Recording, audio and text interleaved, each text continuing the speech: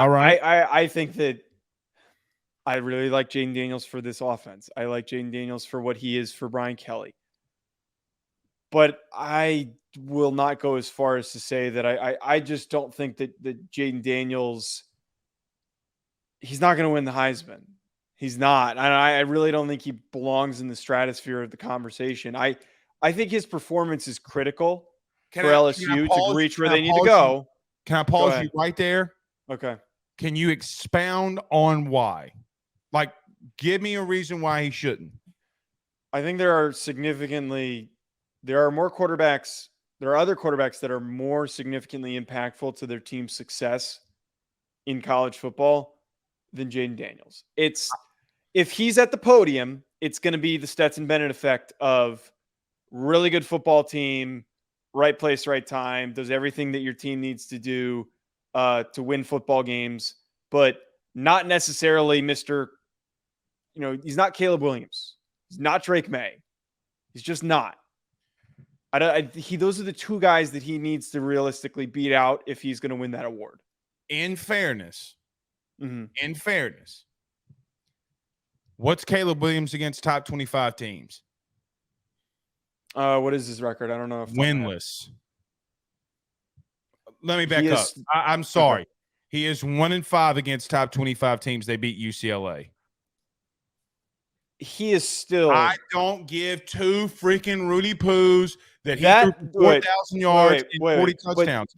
But here's the difference, though. We already have context of that. If Jayden Daniels goes down, Garrett Nussmeier steps in, and look what happened. His backup is there does not constitute that he doesn't win big games. If Caleb Williams and Drake May are not on their football teams, both of those teams are 8-win teams, maximum. Last year, I don't agree with that because USC. What was the kid that they just got in? No. I'm talking about last year. I'm not talking about this upcoming 20. Well, we're talking about this season. We're talking about my year. Yes, my point that I was making with Caleb Williams is that he won that award because their success all fell on his shoulders, and now this upcoming season, their success again falls on his shoulders. Same thing for Drake May. Every quarterback's shoulders.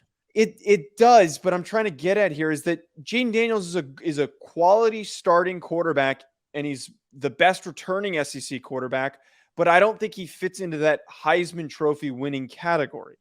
He just doesn't. He's in the right offense, right place, right time. I don't. And again, I think that's again. I knew that you weren't going to agree with that.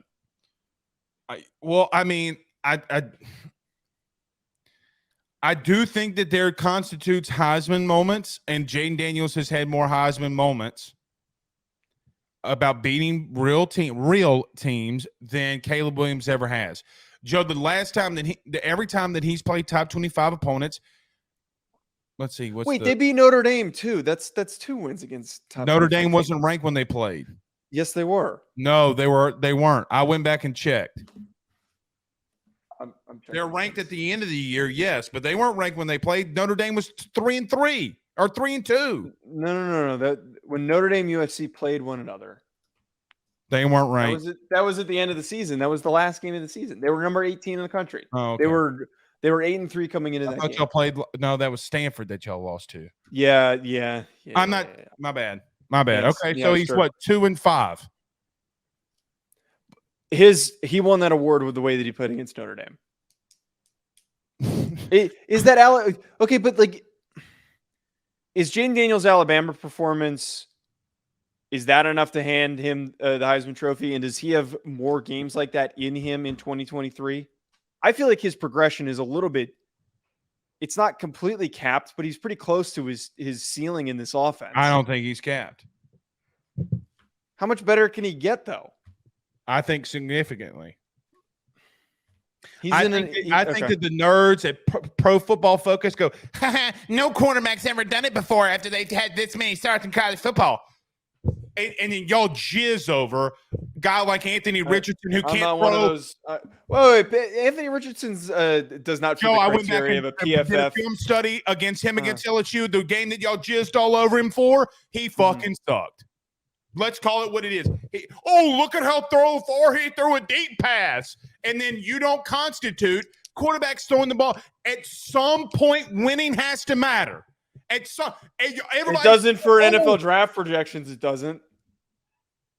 Are you sure? Because winners always name a losing quarterback in college that's going to the NFL and won. There's very few. Oh, that's right. You can't.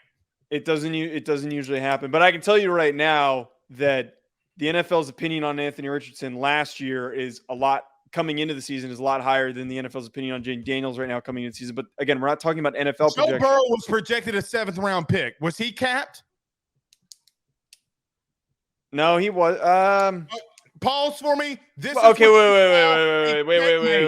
Well, Joe Burrow's progression is unheard of. That has never happened never happens. Why can't it happen at LSU a second time?